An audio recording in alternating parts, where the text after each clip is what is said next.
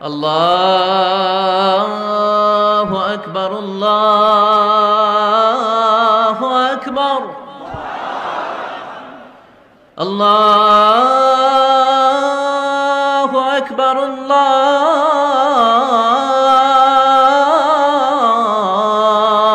আকবার। রাসূলুল্লাহ সাল্লাল্লাহু আলাইহি ওয়াসাল্লামের কাছে আল্লাহ তাআলা যে কোরআন নাজিল করেছেন, এই কোরআন যেটা লেটেস্ট ভার্সন অফ রেভিলেশনের সর্বশেষ ভার্সন, এটা আল্লাহ তাআলা বিষ্ণু ঈসা ইসলামের কাছে নানাভাবে নাজিল করতেন। কোরআন নাজিল হওয়ার অনেকগুলো পদ্ধতি ছিল, সবসময় একইভাবে কোরআন আসতো না। কখনো কখনো কোরআন আসতো মিসলা সলসালাতিল জারাস, আমরা ঘন্টা যখন বাজাই যে বিকট শব্দ হয়, এরকম বিকট আওয়াজে মাঝে মাঝে কোরআন নাজিল হতো। আপনাদের মনে থাকবার কথা, বাংলাদেশে আমরা যখন প্রাইমারি স্কুলে পড়তাম বা হাই স্কুলে পড়তাম, ঘন্টা শেষ হলে, একটা ক্লাস শেষ হলে দফতরি কি করতো বলেন তো? হ্যাঁ, দিত না? মনে পড়ে? পিকচারাইজেশন হচ্ছে? আচ্ছা, প্রচন্ড আওয়াজে ওই বেলের মধ্যে বাড়ি দিত, তখন আমরা বুঝতাম কি একটা ঘন্টা হয়েছে। এক ক্লাস শেষে একটা দিত, দুই ক্লাস শেষে দুইটা, ক্লাস যখন সব শেষ তখন অনেকগুলো দিত, বুঝতাম যে ছুটি আমাদের। এরকম রিঙ্গিং বেল যদি বাজানো হয়, ঘন্টা বাজানো হয়, এটার যেরকম বিকট শব্দ, এরকম বিকট আওয়াজে মাঝে মাঝে কোরআন নাজিল হতো। রাসূল সাল্লাল্লাহু আলাইহি ওয়াসাল্লাম বলেন, এই প্রসেসে কোরআন রিসিভ করা আমার জন্য বড্ড কষ্টকর ছিল। আম্মা জান আয়েশা রাদিয়াল্লাহু তাআলা আনহা বলেন, প্রচন্ড শীতের রাতে আমরা কাঁপতাম শীতে, আর বিষ্ণু সাল্লাল্লাহু আলাইহি ওয়াসাল্লাম ঘামতেন। ওয়া ইন্না জাবিনাহু লা ইয়াতাফাসসাদু আরাকান, আমরা শীতে কাঁপতাম, কম্বল জড়িয়ে রাখতাম, আর বিষ্ণুনবীর কপাল বেয়ে ঘাম ঝরতো। সুবহানাল্লাহি ওয়া বিহামদিহি। এভাবে তিনি কষ্ট করে কোরআন রিসিভ করেছেন, এটা একটা পদ্ধতি। আরেকটা পদ্ধতি হচ্ছে মিসলা দাবিয়া সাউতিন নাহাল, মৌমাছির ভন ভন শব্দের মতো কোরআন নাজিল হতো। যখন নাজিল হতো, রাসূল সাল্লাল্লাহু আলাইহি ওয়াসাল্লামের মুখের সামনে, চেহারার সামনে মৌমাছি ভন ভন ভন ভন করলে যেরকম সাউন্ড, এরকম একটা সাউন্ড হতো। এটা সাহাবারা কাছাকাছি যারা থাকতেন ওনারা উইটনেস করেছেন অনেকবার। আজকের এই আলোচনাটা এটার সাথে প্রাসঙ্গিক, আমি বলবো আপনাদেরকে। দুইটা পদ্ধতি গেল। আরেকটা পদ্ধতি হচ্ছে মিন ওয়ারাই হিজাব, পর্দার অন্তরাল থেকে সরাসরি আল্লাহ কথা বলতেন, রাসূল সাল্লাল্লাহু আলাইহি ওয়াসাল্লাম শুনতো। এটা কেবল একবারই হয়েছে, মেরাজের রাতে। তারপর মাঝে মাঝে ইউলকা ফি কুলুবি রাসূলিল্লাহ, আল্লাহ রাসূল সাল্লাল্লাহু আলাইহি ওয়াসাল্লামের অন্তঃকরণে আল্লাহ তাআলা ঢেলে দিতেন ওয়াহি। আচ্ছা, আবার কখনো কখনো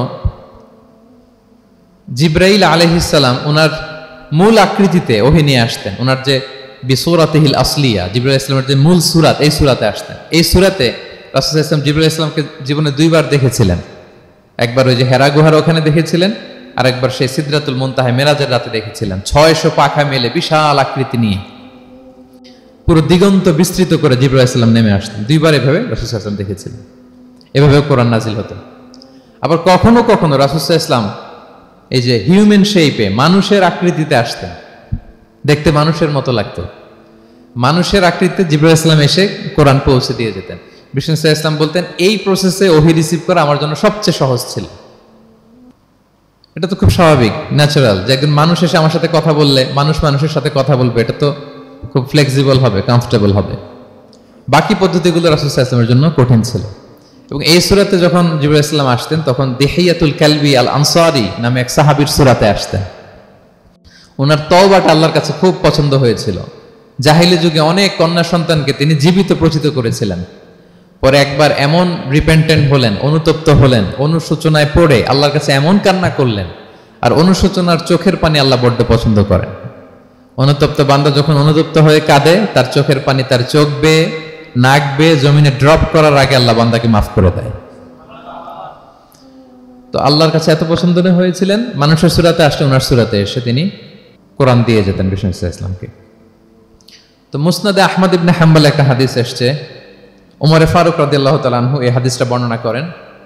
তিনি বলেন যে আমরা একবার বিষ্ণু ইসলামের পাশে বসা, হঠাৎ সামি'না দাবিয়া সাউতিন নাহাল, মৌমাছির ভনভন ভনভন শব্দ শুনতে পেলাম, কিন্তু তাকিয়ে দেখি কোনো মৌমাছি নাই। তখন বুঝলাম যে রাসূল সাল্লাল্লাহু আলাইহি ওয়াসাল্লাম ওহী রিসিভ করছেন। কি রিসিভ করছেন? ওহী রিসিভ করছেন। ঠিকই রাসূল সাল্লাল্লাহু আলাইহি ওয়াসাল্লাম কিবলামুখী হলেন, ফাস্তাকবালাল কিবলা। অনেকক্ষণ তিনি চুপ করে গম্ভীর হয়ে বসে থাকলেন, ওহী রিসিভ করলেন। এরপর সাহাবাদের দিকে তাকিয়ে উনি হেসে দিলেন, হেসে বললেন, এইমাত্র সূরাতুল মুমিনুনের প্রথম 10টা আয়াত আমার উপর নাজিল হয়েছে, এবং এই 10টা আয়াতে মুমিনদের 7টা বিশেষ বৈশিষ্ট্যের কথা বলা হয়েছে। মান আকামাহুন্না দাখালাল জান্নাহ, যেই 7টা বৈশিষ্ট্য নিজের মধ্যে ধারণ করবে সে আল্লাহর জান্নাতের ওয়ারিস হয়ে যাবে। এবং এই আয়াতগুলো বলে আল্লাহ তাআলা সবশেষে এমনটাই বলেছেন যে উলাইকা হুমুল ওয়ারিসুন আল্লাযীনা ইয়ারিসুনাল ফিরদাউসা হুম ফিহা খালিদুন, যারা এই 7টা বৈশিষ্ট্য নিজের মধ্যে ধারণ করবে তারা জান্নাতুল ফিরদাউসের ওয়ারিস হয়ে যাবে, উত্তরাধিকার হয়ে যাবে। ওয়ারিস বুঝেন তো না? ওয়ারিস মানে হচ্ছে আপনি বাবার কাছ থেকে ইনহেরিটেন্স হিসেবে যেটা পেলেন। বাংলাদেশে দেখবেন যে অনেক জমি জমার মধ্যে প্লটের মধ্যে সাইনবোর্ড দেয়া থাকে যে ক্রয় সূত্রে এই জমির মালিক অমুক, বায়না সূত্রে এই জমির মালিক অমুক, তারপর ওয়ারিস সূত্রে এই জমির মালিক আব্দুর রহমান লেখা থাকে না এরকম। ওয়ারিস সূত্রে মানে এটা উনি কিনে নাই, এটা ওনার কার কাছ থেকে? বাবার কাছ থেকে পেয়েছেন, উত্তরাধিকার সূত্রে পেয়েছেন।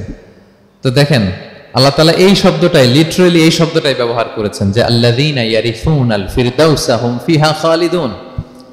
বিশ্বাসীরা যদি এই 7টা গুণ নিজের মধ্যে ধারণ করে তাহলে বাবার সম্পদে সন্তানের যেমনি ভাগ থাকে সে ওয়ারিস হয়, আমার এই উম্মতেরা, আল্লাহর এই বান্দারা জান্নাতুল ফিরদাউসের ওয়ারিস হয়ে যাবে। তো বলেন আমরা জান্নাতুল ফিরদাউসের ওয়ারিস হতে চাই কি চাই না? চাই, সবাই চাই। হ্যাঁ বলেন চাই তো? ইনশাআল্লাহ আল্লাহুম্মা জাআলনা মিনহুম। তো আমরা তাহলে শুনি আল্লাহ তাআলা কি বৈশিষ্ট্যের কথা বললেন যেগুলো ধারণ করলে আমরা জান্নাতুল ফিরদাউসের ওয়ারিস হব।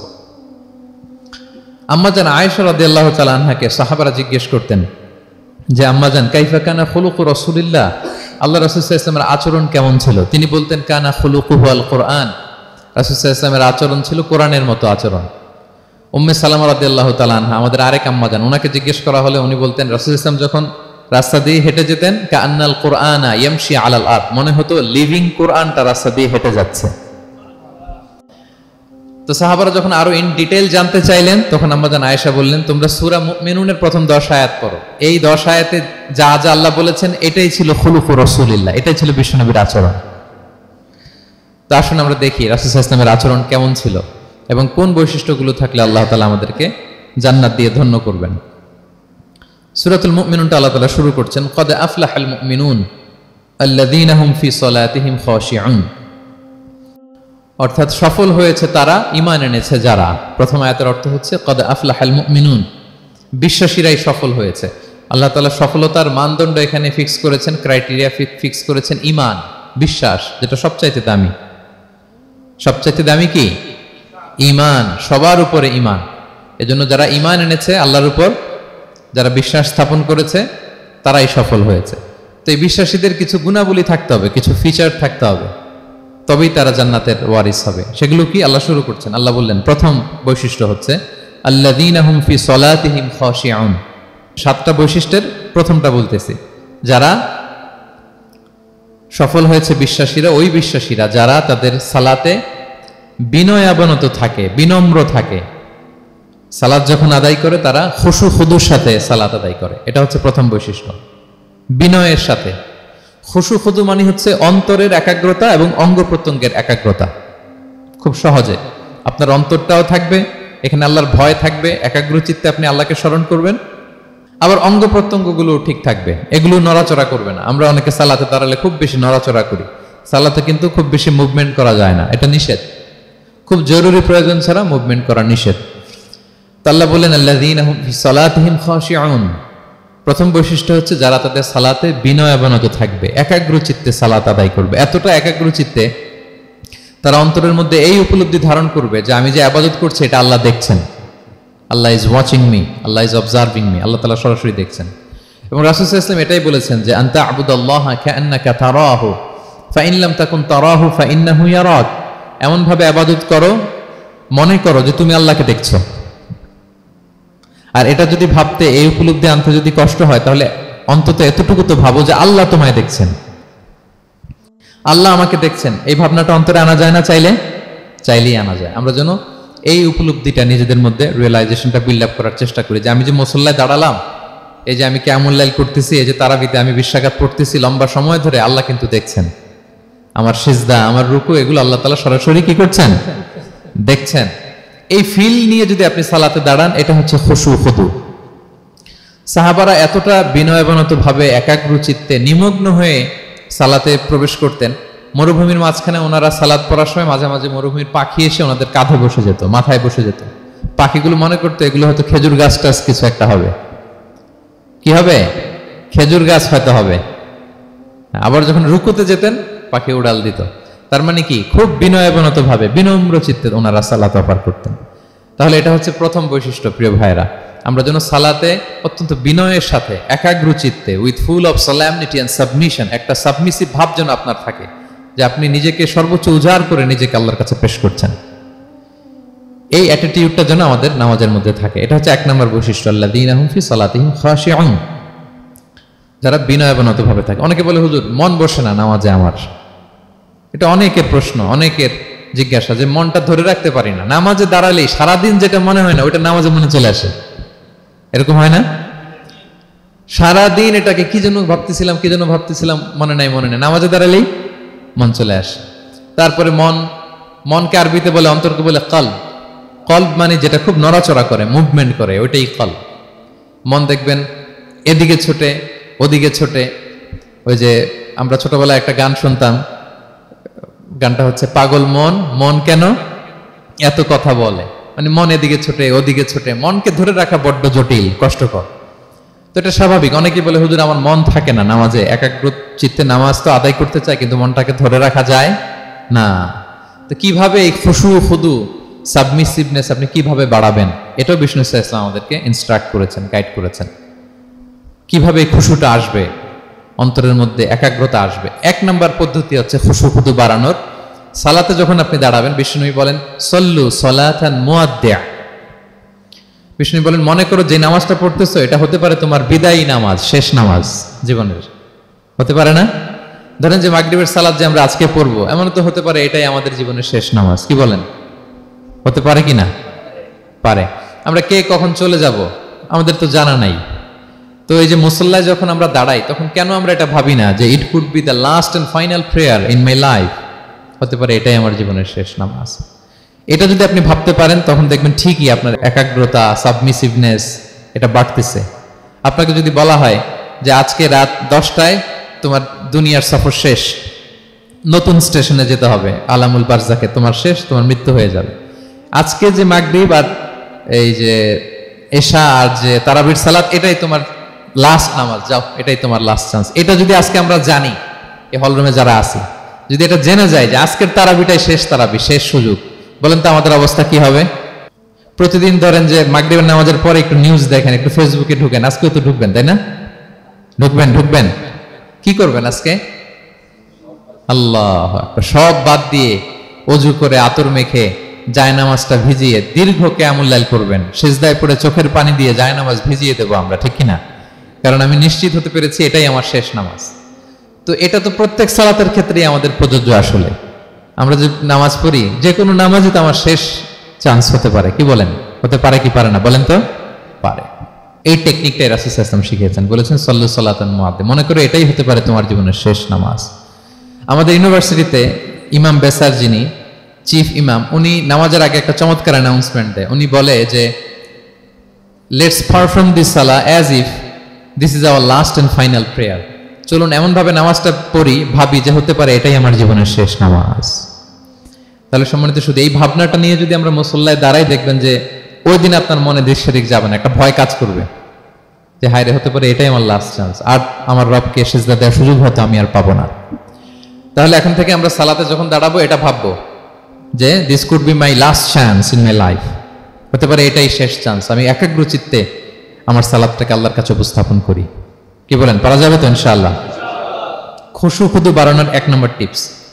খুশু খুদু বাড়ানোর 2 নম্বর টিপস হচ্ছে তাড়াহুড়ো না করা। আমরা অনেকে তাড়াহুড়ো করি, রুকু থেকে হুট করে দাঁড়িয়ে যাই, তারপরে সোজা হয়ে দাঁড়িয়ে না থেকে তাড়াতাড়ি সেজদায় চলে যাই। 2 সেজদার মাঝখানে ধীরস্থির ভাবে বসার কথা, আমরা না বসেই 2য় সেজদায় চলে যাই। এই প্রবণতা আমাদের অনেকের আছে না?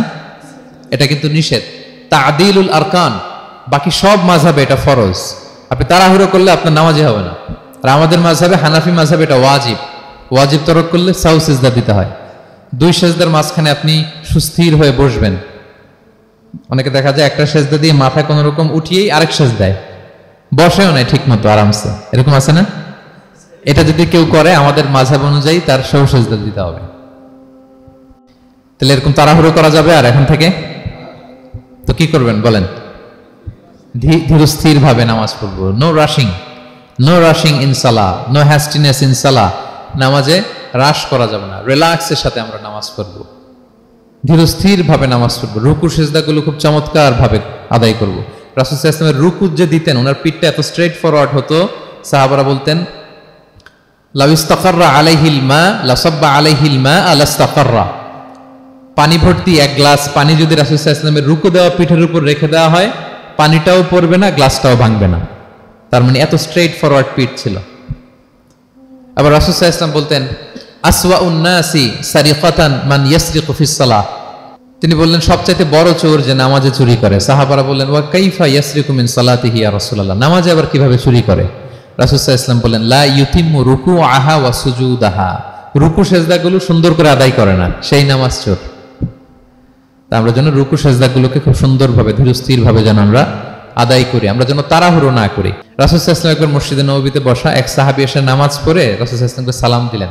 রাসূল সাল্লাল্লাহু আলাইহি ওয়াসাল্লামের সালামের উত্তর দিয়ে বলেন ইরজিআ ফাসাল্লি ফাইন্নাকা লাম তুসাল্লি, যাও তুমি আবার নামাজটা পড়ে আসো, তোমার নামাজ হয়নি। সাহাবী যে আবার নামাজ পড়ে আবার আসলেন, রাসূল সাল্লাল্লাহু আলাইহি ওয়াসাল্লাম আবার বললেন সাল্লি ফাইন্নাকা লাম তুসাল্লি, নামাজ পড়ে এসো, হয়নি। আবার গেলেন, আসলেন, আবার বললেন তুমি নামাজটা পড়ে আসো, হয়নি। এবার তো বেচারা কেঁদে দিয়ে বলে ইয়া রাসূলুল্লাহ লা উহসিনু মিন যালিক, এর চেয়ে ভালো পারি না আমি, আপনি আমাকে শিখিয়ে দেন। রাসূল সাল্লাল্লাহু আলাইহি ওয়াসাল্লাম তখন বললেন যখন নামাজে দাঁড়াবা ফাতিহা পড়বা আর একটা সূরা মেলাবা, ধীরস্থির ভাবে দাঁড়াবা। যখন রুকুতে যাবা হাত্তা তাতমাইন্না রাকিআন, ধীরস্থির ভাবে রুকু করবা। তুমি তাড়াহুড়ো করেছো, রুকু থেকে যখন সোজা হয়ে দাঁড়াবা ধীরস্থির ভাবে দাঁড়াবা, নাকি তাড়াহুড়ো করবেন? ধীরস্থির ভাবে দাঁড়াবেন, কয়েক সেকেন্ড দাঁড়াবেন, তাসবিহ পড়বেন, এরপরে সিজদায় যাবেন। যখন সিজদায় যাবা হাত্তা তাতমাইন্না সাজিদান, রিল্যাক্স। সালাতের মধ্যে কিভাবে থাকতে হবে?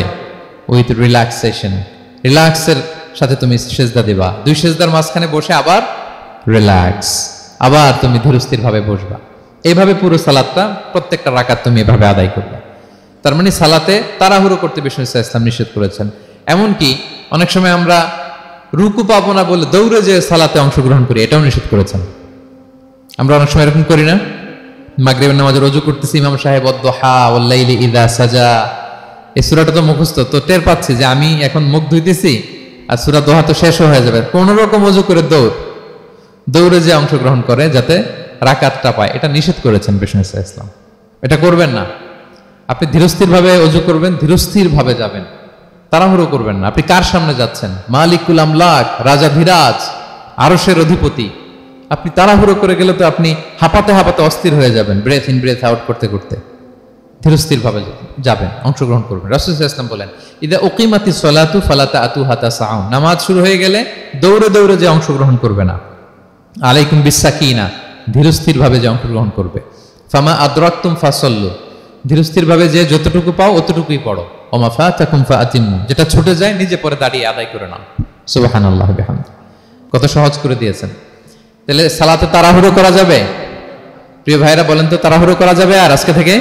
না, আমরা তাড়াহুড়ো করবো না, আমরা ধীরস্থির ভাবে যে সালাতে অংশগ্রহণ করবো, তাহলে আপনার খুশু খুদু বাড়বে। দুইটা টিপস গেল। 3 নাম্বার হচ্ছে জামাতে সালাত আদায় করতে হবে, তাহলে আপনার একাগ্রতা বাড়বে। সালাতুল জামাআতি তাফদুলু সালাতাল ফাযি বি 27 দারাজা, একাকী নামাজ পড়লে যে সওয়াব, জামাতে পড়লে 27 গুণ বেশি সওয়াব। জামাতে পড়বেন।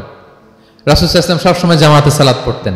ইন্তেকালের আগেও এই সালাতের ব্যাপারে তিনি আমাদেরকে ওসিয়ত করেছেন, বলেছেন আসসালাতু আসসালাত ওয়া মা মালাকাত আইমানুকুম। ইন্তেকালের আগ মুহূর্ত, এখনই রূহ কবজ হবে, এর আগে উনি কি বলেছেন? সালাত, উম্মতেরা সালাত, নামাজ যেন নষ্ট না হয়। উমর ফারুক রাদিয়াল্লাহু তাআলা আনহুর সময়ে একজন অগ্নি উপাসক ছিল, তার নাম আবু লুলু আল মাজুসি। উনি মুগীরা ইবনে শু'বা রাদিয়াল্লাহু তাআলা আনহু নামে এক সাহাবীর দাস ছিলেন, মুকাতাব দাস। কন্ট্রাক্ট ছিল যে এত টাকা দিলে তাকে আজাদ করা হবে। তো এই অগ্নি উপাসক মাজুসি এসে ওমর ফারুককে বলে, খলিফাতুল মুসলিমিন, আমার মালিক সাহাবী মুগীরা আমার কাছে প্রতিদিন অনেক টাকা চার্জ করে। উনি বললেন তাই নাকি, কত চার্জ করে? বলে যে এত চার্জ করে। তো বলতেছে আচ্ছা তুমি তাহলে কি কাজ করো, কি কাজ জানো? বলে যে আমি খঞ্জর বানাতে জানি, ছুরি, ছোট ছুরি আর কি। বলতেছে ওরে আল্লাহ, যারা খঞ্জর বানাতে জানে তারা তো অনেক টাকা মেক করে, সেই হিসাবে তো মুগীরা বেশি চার্জ করে না, অল্পই চার্জ করছে।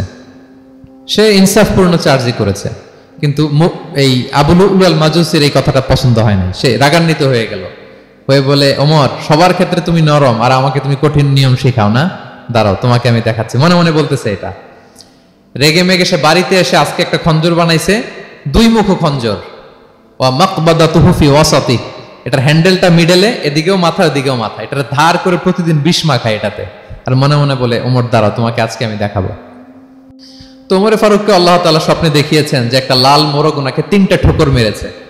উনি সাহাবাদের কাছে বলেছেন যে আমি স্বপ্নে দেখেছি একটা লাল মোরগ আমাকে 3টা ঠোকর মেরেছে। তো সে খঞ্জরকে ধার দিয়ে একদিন ফজরের নামাজে, ওয়াকানু ইউসাল্লুনা বিগালাস, ওনারা খুব অন্ধকার থাকতে ফজরের নামাজ পড়তো।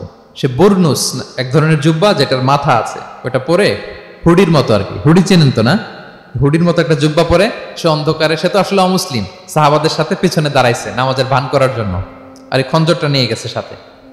ওমরে ফারুক ফজরের সালাত শুরু করলেন, প্রথম রাকাত শেষ করলেন, দ্বিতীয় রাকাতের জন্য যখন দাঁড়াইছেন তখনই সে প্ল্যান মাফিক খঞ্জর বের করে ওমরে ফারুকের পেটের মধ্যে 3বার স্টেবিং করলেন, আঘাত করলেন।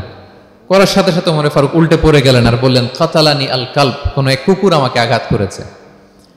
তো সাহাবার ওমরে ফারুককে ধরলেন, আর এই অগ্নি উপাসক এই খঞ্জর নিয়ে কাতারের মাঝখান দিয়ে 2 দিকে খঞ্জর চালাতে চালাতে যাচ্ছিলেন। যে সাহাবাই ধরে সেই আঘাতপ্রাপ্ত হয়ে ওখানে 7 থেকে 10 জন স্পট ডেথ, জায়গায় মারা গেছে। পরে এক সাহাবী নিজের জামা খুলে তার গায়ে ছুঁড়ে মারছে, তখন সে ওইটাতে পেঁচিয়ে পড়ে গেছে। যখন বুঝে গেছে যে আমাকে ধরে ফেলবে, সে সুইসাইড করে ফেলছে, নিজেকে নিজে মেরে ফেলছে। তো ওমরে ফারুক তো বেহুশ, ওনাকে নিয়ে যাওয়া হলো, পিছন থেকে একজন নামাজের ইমামতি করলেন। তো ওমরে ফারুক রাদিয়াল্লাহু তাআলা আনহু হুশ ফিরে পেলেন। হুশ ফিরে পাওয়ার পরে দিনের বেলা যখন হুশ আসলো ওনার, সবাই চারদিকে বসা যে হায় হায় আমাদের আমিরুল মুমিনিনের কি জানি কি হয়। হুশ ফেরার পরে ওনার মুখের প্রথম কথাটা ছিল আসাল্লান নাস, মানে আমার নেতৃত্বে যে ফজরের সালাতটা শুরু হয়েছিল এটা কি ঠিকঠাক শেষ হয়েছিল? সুবহানাল্লাহ পড়বেন না? আচ্ছা বলেন তো এই মুহূর্তে আমরা কি করতাম? ওনাকে যে স্টেবিং করছে, চিকিৎসক এসে দুধ দেয়, দুধ পেট দিয়ে বেরিয়ে যায়, নাবিজ দেয়, নাবিজ বের হয়ে যায়, মানে উনি ইন্তেকাল করবেন, এটা বোঝাই যাচ্ছে।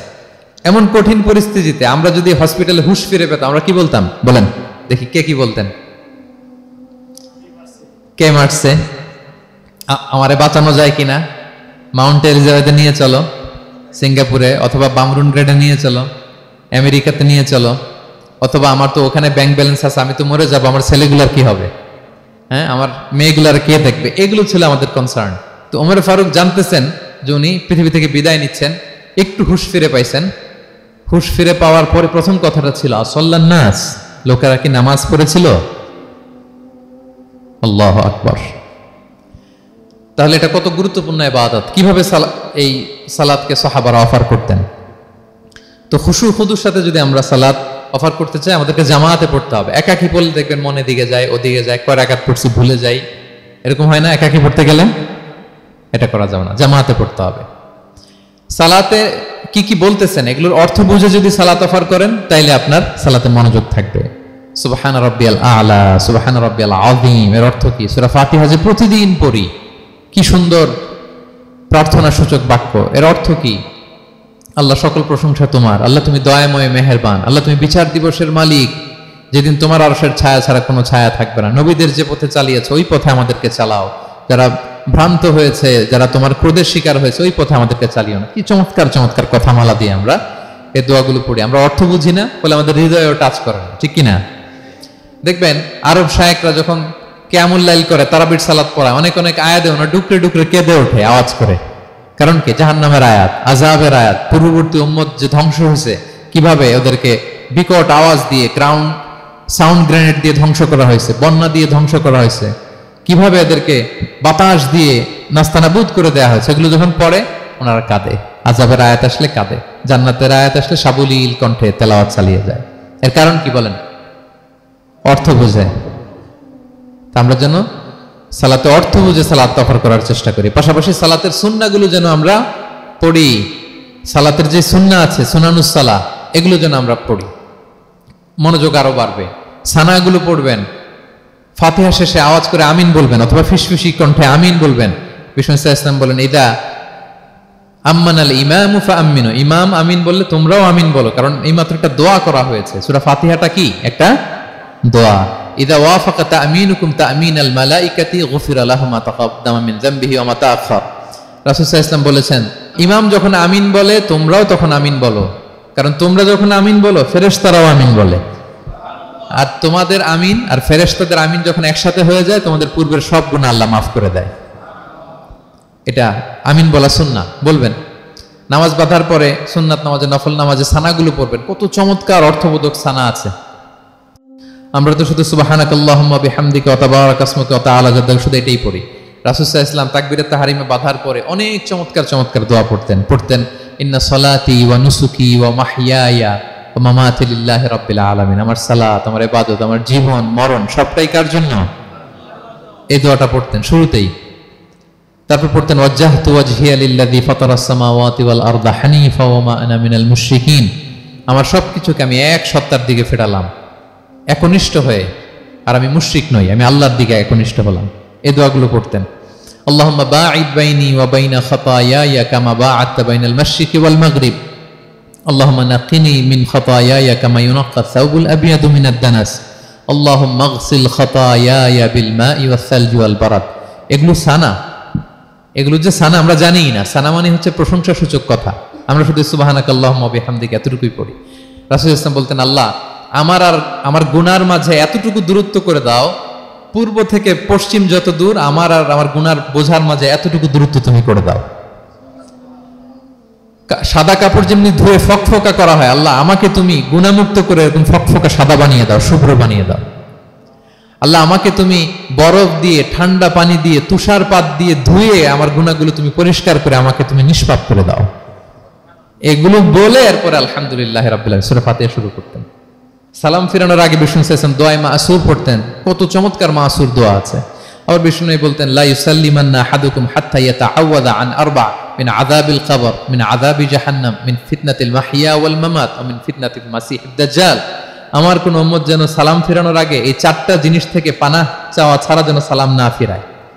একটা কি? আল্লাহ তুমি জাহান্নামের আযাব থেকে বাঁচাও, আল্লাহ তুমি কবরের আযাব থেকে বাঁচাও, আল্লাহ জীবন মরণের ফিতনা থেকে বাঁচাও, আল্লাহ তুমি দাজ্জালের ফিতনা থেকে বাঁচাও। পড়ে না আমিন? তো এত এঙ্গেজমেন্ট যদি আপনার নামাজে থাকে, আপনার মন এদিক সেদিক যাবে? হ্যাঁ, আপনি অর্থ খেয়াল করতেছেন, আযাবের আয়াত আসলে আপনি অশ্রুসিক্ত হচ্ছেন, আপনি দোয়া মাসুর পড়ছেন, আপনি সানা পড়ছেন, আপনি দীর্ঘ সময় কিয়ামুল লাইল করতেছেন, আপনার মনে এদিক সেদিক ছুটবে? বলেন তো ছুটবে না। এই টিপস গুলো বিষ্ণু সাল্লাল্লাহু আলাইহি ওয়াসাল্লাম শিখিয়েছেন। এগুলো যদি আমরা পালন করি তাহলে আল্লাযীনা হুম ফি সালাতিহিম খাশিউন, বিনম্র চিত্তে সালাত আদায়কারী হিসেবে আমরা আল্লাহর কাছে পরিগণিত হব। তাহলে প্রথম নাম্বার শর্তটা বুঝতে পারছেন কিভাবে সালাত আদায় করতে হবে?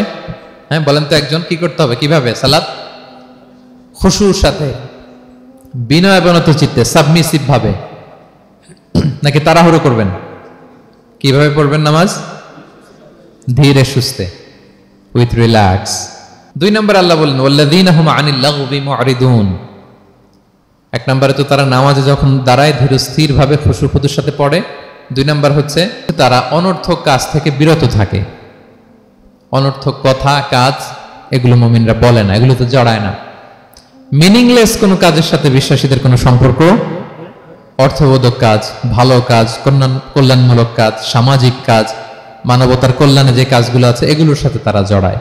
বিষ্ণু সাল্লাল্লাহু আলাইহি ওয়াসাল্লাম বলেছেন, মিন হুসনি ইসলামিল মারই তারকুহু মা লা ইয়ানি। ব্যক্তির ইসলামের সৌন্দর্য হচ্ছে যে ব্যক্তি এমন কোনো কাজ করবে না যেটার কোনো মিনিং নাই, মিনিংলেস কাজ থেকে সে বেঁচে থাকবে।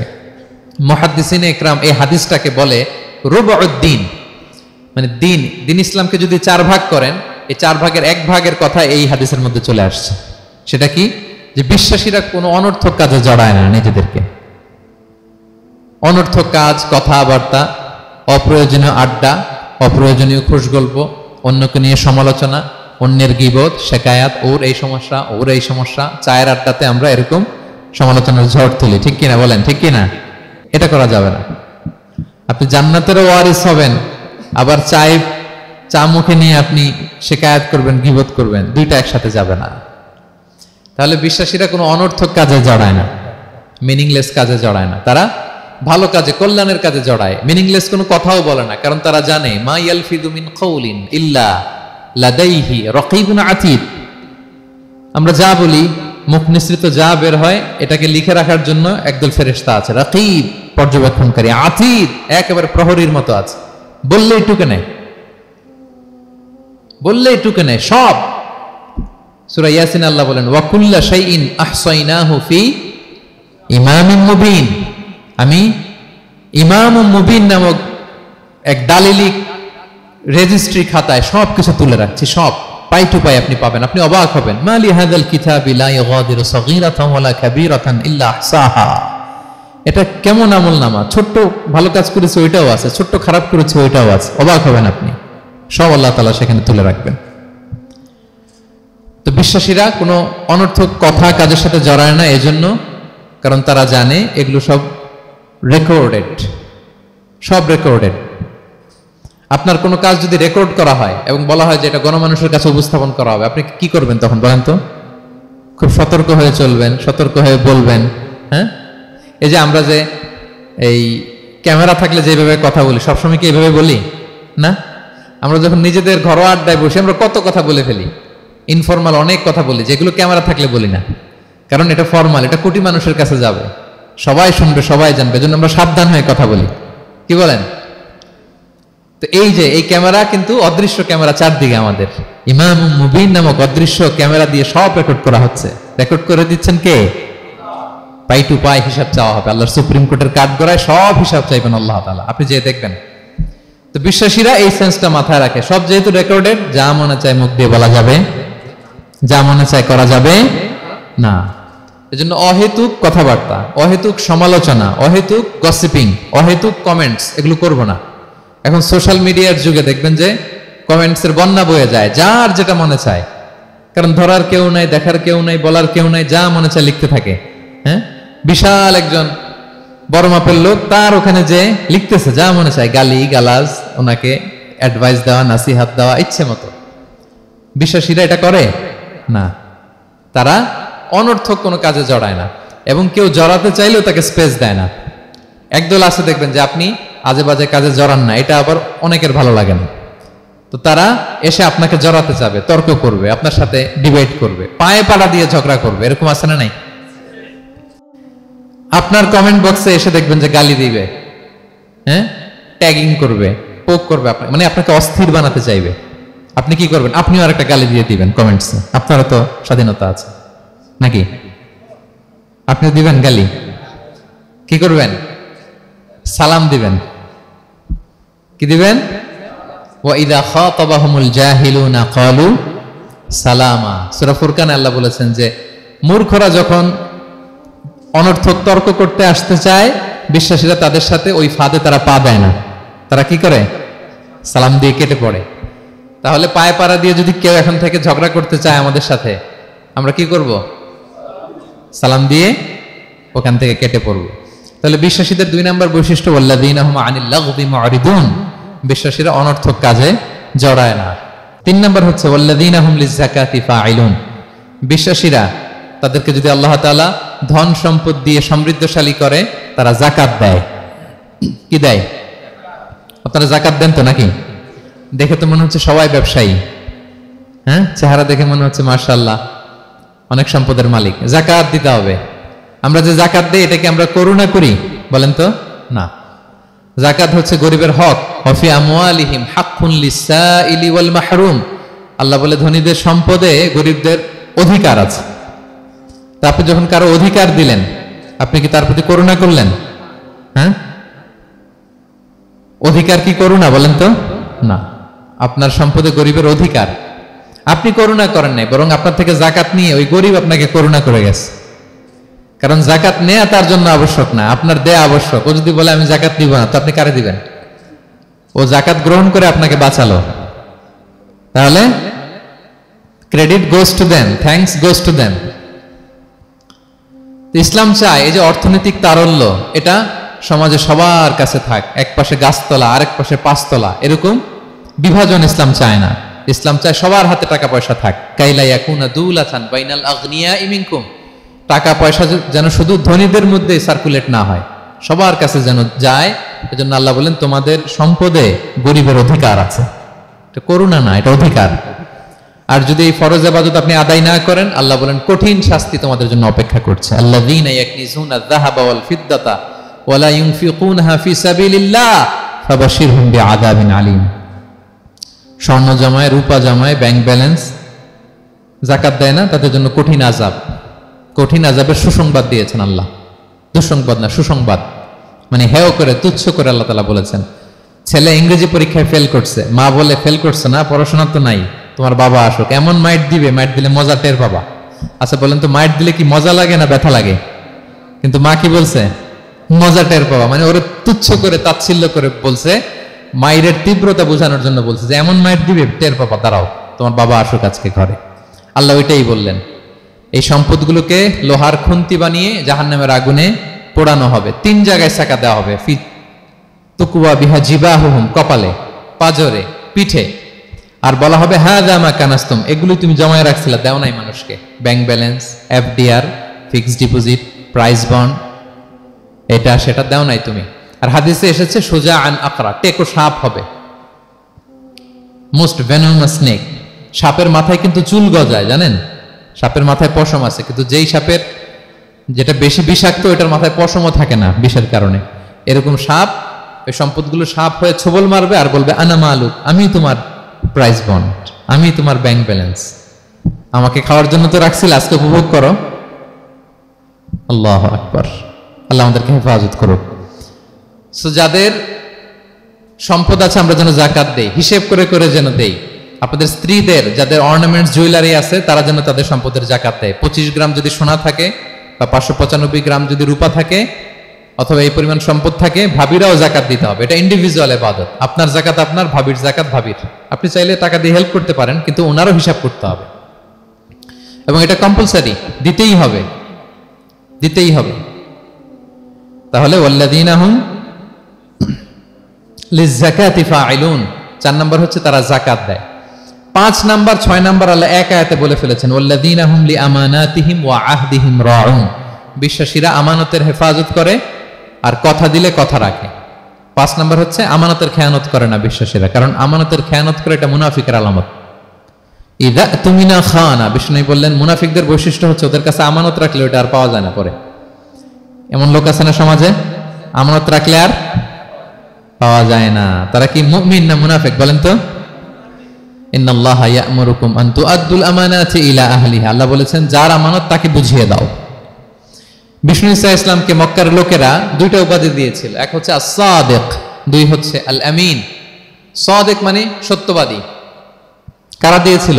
ঘোর শত্রুরা, অপোজিশন পার্টি, তারা উপাধি দিয়েছে। একটা হচ্ছে সাদিক মানে কি, আর একটা হচ্ছে আল-আমিন, বিশ্বস্ত। এতটা বিশ্বস্ত যে বিষ্ণু ঈসা ইসলাম মক্কা থেকে মদিনায় যেদিন হিজরত করতে যাবেন, আমানতের জিনিসগুলো উনি আলী রাদিয়াল্লাহু তাআলা আনহুর কাছে রেখে গিয়েছিলেন। এত এত আমানতের সম্পদ ওনার ঘরে ছিল। এই ডিপোজিট বুঝিয়ে দিতে আলী রাদিয়াল্লাহু তাআলা আনহুর টানা 3 দিন সময় লেগেছে, মক্কাবাসীদের আমানত বুঝিয়ে দিতে। সো যার আমানতদারিতা নাই তার ঈমান নাই। বিষ্ণু বলেছেন লা ঈমানা লিমান লা আমানাতা আলাহ, যার আমানতদারিতা নাই ওর ঈমানই নাই। এবং আমানত ধ্বংস হয় এটা কিয়ামতের আলামত। ইযা দুইয়াতিল আমানাতু ফান্তাযিরিস সাআ, যখন আমানত নষ্ট হবে তোমরা কিয়ামতের অপেক্ষা করো। এখন বলেন তো আমাদের সমাজে আমানতের কি অবস্থা? খুবই খারাপ। আল্লাহু আকবার। আমানতটা কিন্তু এই যে এই ভাই আমাকে 2000 রিঙ্গিট রেখে বলছে আগামী মাসে এটা আমি নিব, একটু রাখেন, শুধু এটাই আমানত না। আল্লাহ আপনাকে যে পুরো সম্পদ দিয়েছেন এটা আমানত। আপনার ব্যবসা প্রতিষ্ঠান এটা আল্লাহর দেয়া আপনার কাছে আমানত। আপনার ছেলে আছে, মেয়ে আছে, স্ত্রী, তারা আল্লাহর দেয়া আমানত আপনার কাছে। আপনার নেম, আপনার ফেম, আপনার পাওয়ার, আপনার নলেজ, এগুলো আল্লাহর দেয়া আমানত। আপনি দেশের প্রধানমন্ত্রী, পুরো দেশটা আপনার কাছে আমানত, ঠিক কিনা? এই আমানতের ব্যাপারে জিজ্ঞেস করা হবে। বিশ্বাসীদের বৈশিষ্ট্য, তারা আমানতকে হেফাজত করে, আমানত রক্ষা করে, আমানতের খেয়ানত তারা কোশ্চিনকালেও করে না। 6 নাম্বার হচ্ছে ওয়া আহদিহিম রাউন, বিশ্বাসীরা কথা দিলে কথা রাখে, তারা ওয়াদার খেলাফ করে না। ওয়াদার খেলাফ করাও কিন্তু মুনাফিকের আলামত। ওয়া ইযা ওয়াআদা আখলাফা, ওয়াদা দিলে মুনাফিকরা এটা খেয়ানত করে, তারা কথা দিয়ে কথা রাখে না। এবং আপনি কাউকে কথা দিয়ে যদি না রাখেন, এরকম প্রত্যেকটা প্রমিস, কমিটমেন্টের ব্যাপারে আপনি জিজ্ঞাসিত হবেন। আল্লাহ বলেন ওয়া আউফু বিল আহদি ইন্নাল আহদা কানা মাসউলা। কথা দিলে কথা রাখো। ছেলে মেয়েদের কথা দিলে কথা রাখবেন, বন্ধু বান্ধবদেরকে কথা দিলে কথা রাখবেন, স্ত্রীকে কথা দিলে কথা রাখবেন। প্রমিস দিলে এটা রাখতে হবে, কারণ এর ব্যাপারে জিজ্ঞেস করা হবে। নবীদের মধ্যে ইসমাঈল আলাইহিস সালাম ওয়াদা রক্ষার ব্যাপারে খুব বেশি সোচ্চার ছিলেন। সব নবীরাই ছিলেন, উনি বেশি সোচ্চার। এজন্য আল্লাহ বলেন ওয়াজকুর ফিল কিতাবি ইসমাঈল ইন্নাহু কানা সাদিকাল ওয়াদি ওয়া কানা রাসূলান নাবিয়্যা। উনি ছিলেন সাদিকাল ওয়াদ, প্রতিশ্রুতি রাখতেন। এক লোকের সাথে ওনার কথা হলো যে আগামীকাল বিকেলে ওনারা দেখা করবেন। ইসমাঈল সাল্লাম বিকেলবেলা আগামীকাল যে এক গাছের নিচে কমিটমেন্ট ছিল যে অপেক্ষা করলেন, কিন্তু ওই লোক আসে নাই, ভুলে গেছে। ইসমাঈল সাল্লাম ভাবলেন আজকে ভুলে গেছে, মনে হয় আগামীকাল আসবে, আগামীকাল আমি যাব। এরপরের দিন আল্লাহ নবী ইসমাইল যে ওই লোকের জন্য ওখানে হাজির, কিন্তু ওই লোক ওই দিনও আসে নাই। ইসমাঈল সাল্লাম বললেন মনে হয় এরপরের দিন আসবে। ইসমাঈল সাল্লাম এরপরের দিনও যায় হাজির। এভাবে একদিন দুই দিন না, টানা 30 দিন উনি আসরের পরে ওই গাছের নিচে ওই লোকের জন্য অপেক্ষা করেছেন। কারণ ইন্নাল আহদা কানা মাসউলা, কথা দিলে কথা রাখতে হবে। তো এখন আমরা কথা দিয়ে কথা রাখি তো নাকি? রাখেন রাখেন, সবাই বলেন এই চেষ্টা করতে হবে, রাইট? কথা দিলে আমরা যেন কথা রাখি। সব শেষে 7 নম্বর আল্লাহ বললেন ওয়াল্লাযীনা হুম আলা সালাওয়াতিহিম ইউহাফিজুন, বিশ্বাসীরা তাদের সালাত হেফাজত করে। একটু খেয়াল করে দেখেন, 7টা গুণের প্রথমটাও কি নিয়ে? সালাত নিয়ে, আবার শেষটাও। তার মানে কি বোঝা গেল? এটা বেশি গুরুত্বপূর্ণ না কম গুরুত্বপূর্ণ? সব নষ্ট হতে পারে, মুমিনের নামাজ নষ্ট হতে পারে, নামাজকে হেফাজত করতে হবে। হাফিজু আলা সালাওয়াত, আল্লাহ বললেন তোমাদের নামাজগুলোকে তোমরা হেফাজত করো। আগের যুগের উম্মতেরা সিনাগোগে না গেলে ইবাদত করতে পারতো না, চার্চে না গেলে ইবাদত করতে পারতো না, কিন্তু আমরা মসজিদেও নামাজ পড়তে পারি, বাইরেও পড়তে পারি। 5টা বিশেষ বৈশিষ্ট্য আল্লাহ তাআলা বিশ্বনবী সাল্লাল্লাহু আলাইহি ওয়াসাল্লামকে দিয়েছিলেন। এর মধ্যে একটা হচ্ছে জুইলাত লি আল আরদু কুল্লুহা মাসজিদান ওয়া তাহুরা, আল্লাহ আমার জন্য পুরো জমিনটারে মসজিদ বানাই দিয়েছে। পুরো জমিন, আপনি ফ্লাই করতেছেন, বিমানে পড়তে পারবেন, আপনি সাগরে আছেন, জাহাজে পড়তে পারবেন, আপনি বিকেলবেলা মাঠে আছেন, ওযু থাকলে আল্লাহু আকবার বলে দাঁড়ায় যাবেন বন্ধুদেরকে নিয়ে, যে কোনো জায়গায় নামাজ পড়া যায়, ঠিক কিনা? এই নামাজ নিয়ে কোনো এক্সকিউজ চলবে না। No excuse will be granted that day. দাঁড়িয়ে পড়তে পারেন না, বসে পড়তে হবে। বসে পারেন না তো শুয়ে পড়তে হবে। শুয়ে পারেন না তো ইশারায় পড়তে হবে। ওযুর জন্য পানি নাই তো তায়াম্মুম করে পড়তে হবে, ঠিক কিনা? হাফিজু আলাস সালাওয়াত, সালাতের ব্যাপারে সচেষ্ট হও, কারণ এটা প্রথম হিসেব চাইবেন আল্লাহ। আল্লাহ বলেন আউয়ালু মা ইউহাসাবু বিহিল আবদু ইয়াউমাল কিয়ামাতি আস-সালাহ, কিয়ামতে সর্বপ্রথম হিসেব হবে নামাজের। আওয়াজ করে বলেন কিসের? ফা ইন সালুহাত সালুহা সাইরু আমালি, নামাজের হিসেব যদি সহজ হয় সব সহজ, আর নামাজের হিসেব যদি গন্ডগোল হয় পুরো আমল নামায় গন্ডগোল লেগে যাবে। প্রিয় ভাইরা, তাই আমরা যেন সালাতের ব্যাপারে যত্নবান হই, আমরা যেন খুশু খুজুর সাথে সালাত পড়ি, আমরা যেন অনর্থক কথাবার্তা কাজ থেকে যেন বেঁচে থাকি। আল্লাহ যাদেরকে আমাদেরকে সম্পদ দান করেছেন, আমরা যেন ফরজ যাকাতটুকু আদায় করি, আমরা যেন আমানতের ব্যাপারে সাবধান হই, সচেতন হই, আমানতকে যেন রক্ষা করি, আমরা যেন কথা দিলে কথা রাখি, এবং যে কোনো মূল্যে আমরা যেন সালাতকে হেফাজত করি। আমাদের সব মিস হতে পারে। কাজকে আমরা বলবো যে নামাজ আছে, নামাজকে বলা যাবে না আমার কাজ আছে, ঠিক কিনা বলেন? আওয়াজ করে বলেন ঠিক কিনা? কাজকে কি বলবো আমরা? নাকি নামাজকে বলবেন আমার একটু কাজ আছে? না, আমরা যেন সালাতের ব্যাপারে যত্নশীল হই, সচেতন হই। এই যে 7টা গুণের কথা বললাম, যারা এটার উপর আমল করবে, যারা এটা নিজের মধ্যে ধারণ করবে, আল্লাহ বলেন উলাইকা হুমুল ওয়ারিসুন, এরা ওয়ারিস, আল্লাযীনা ইয়ারিসুনাল ফিরদাউসা হুম ফিহা খালিদুন, তারা জান্নাতুল ফিরদাউসের ওয়ারিস হয়ে যাবে। আমরা যেন এই ভালো গুণগুলো, এই বৈশিষ্ট্যগুলো, এই ফিচার্সগুলো যেন নিজেদের মধ্যে আত্মস্থ করতে পারি, এবং জান্নাতুল ফিরদাউসের ওয়ারিস যেন আমরা হতে পারি। আল্লাহ তাআলা আমাদের সবাইকে কথাগুলো বোঝার ও আমল করার তৌফিক দান করুক। হাযা মা ইনদি ওয়াল ইলমু ইনদাল্লাহি আলাইহি তাওয়াক্কালতু ওয়া ইলাইহি উনীব। আসসালামু আলাইকুম ওয়া রাহমাতুল্লাহি তাআলা ওয়া বারাকাতুহু।